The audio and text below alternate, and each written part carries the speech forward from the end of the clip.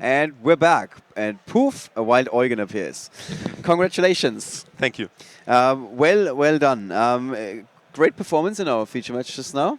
Yeah, thank you. It seemed a little one-sided. The first game was extremely like you opened and we were like, this game is over, I guess. Yeah, I just hope that he reveals his deck Yeah. So instead of just scooping. exactly. What do you think about him actually playing instead of just immediately saying, no, I'm not going to win this? Do you agree with his play? I don't think so. You would I have mean, just. You would have. Maybe he hoped that I make a mistake and then he can just destroy the board. Speaking of that, he plays the first pendulum spell. When do you decide to negate, or why did you decide to negate a little bit later instead of like right the first card or the second You card? mean in the first game? In the first game, yes. I just negated the Babuku, right? Yeah, yeah. I and think. and then he tried to attack the second one. Yeah, the thing is that I mean, he can pendulum sum, but then he can't do anything else. Right. He has the small monsters, then he has to make exceed sums or synchro sums, and you're fine with that. Yeah, like he can't negate if he can't activate effects because otherwise I negate it. Right. So he just has to attack, and the only monster is Ignistar. Yeah. And then he needs Luster. Right. And Kirin is also good. That's why I negated the Bumbuku, because otherwise he would have searched Kirin special sum, and he would have got the Kirin in the game. So basically, when we said that his only win option is that you are now falling asleep or making a mistake, that's basically what's been the case after your first turn. Yeah, I think so. All right. So after the first game, you probably sided out the Avian. Yeah. Yeah. I sided out the Avian. One Odd Eyes Pendulum Dragon. And what was the third card? Well, that's the fourth. 3. Yeah, okay, the fourth card. I think one Eccentric, maybe. Okay. And I sided in double Ghost Ogre and... Or don't you want to start? No, it's fine. It's fine. I'm thinking of the next question. Is like, is that your general strategy? Is it always the same strategy, or does it really depend on the opponent? Siding out one Odd Eyes Pendulum is fine. Siding out Apex Avians when the opponent starts is also good if he's not playing Monarchs, because against them it's pretty good. Okay. You just negate the Aether and they can't do anything in your turn. Okay. And yeah, then you have to look. All right, all right. And then the third game, you bring them back in. Yeah, because I started the game. Yeah. And is that the only criteria, really? It's just like he starts or I start? Or is it also a little bit of a mind game that your opponent doesn't know if you're playing them in the third game? Well, he can't do much against it if I start. Right. So there's no reason to not side them in. Yeah. Okay. Luke talked a little bit about the evolution of this deck, because it didn't always have this reputation of being an extremely consistent deck. Yeah. Now it seems like you guys, I'm guessing that you're not the only one who's playing this version of the deck. Yeah. Yeah. You guys came to the conclusion this is the best version of this deck. Can you run me through the changes and why you guys are thinking this is the best version of the deck? Through the months? Yeah, exactly, yeah. Well, when Perform Opal first got released, I think everyone was playing with Apex Avian, and some people were playing Kirin. Yeah, but it wasn't that consistent because I don't know. It just didn't work. Yeah, okay. That's probably fair enough. It's probably because later, I think like 1 month ago, we got Lightning Phoenix and Unicorn, which are both searchable by Sky Iris. Right. So that's a high scale and a low scale, and they're not even bad. I mean, Lightning Phoenix is not great, but Unicorn is good. The buffing effect, you just buff your Odd Eyes Pendulum Dragon and make double damage. Like you can OTK your opponent just with one attack. It is a good card, okay.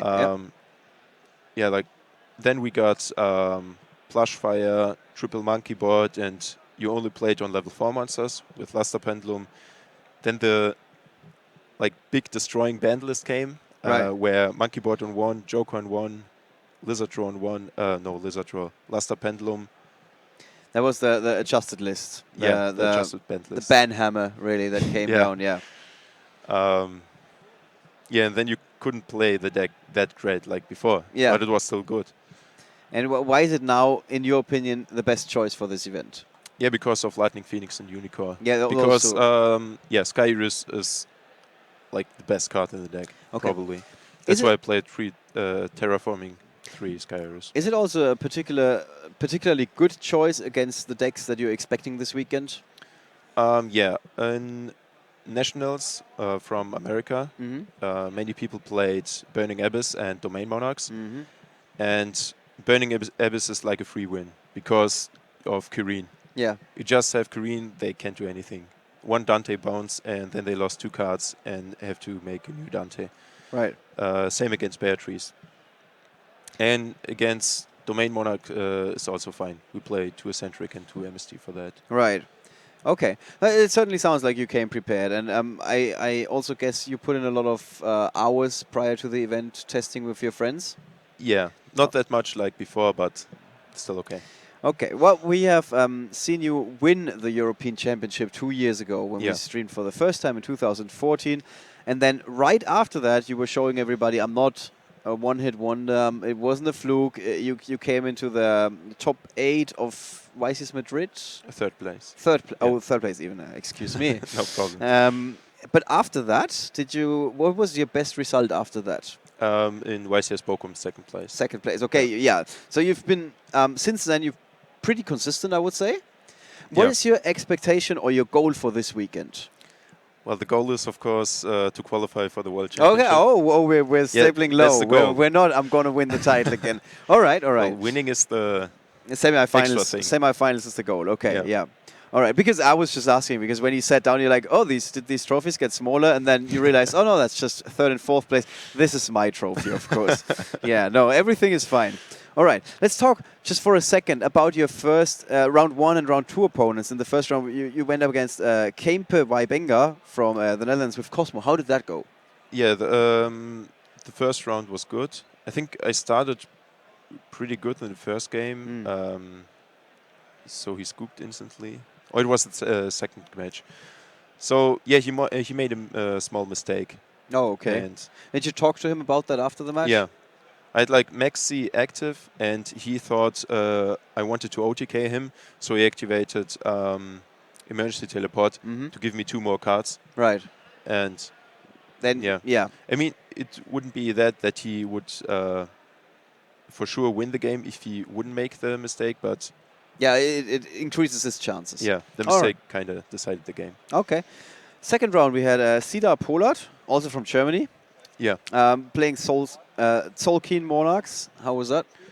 First game, I started like now with I think 1 Apex and Dweller and Vela in hand, and he scooped instantly. I didn't know what he's playing. I just sided I think 2 MSTs, no 1 MST, 1 Twin Twister or something like that. Right.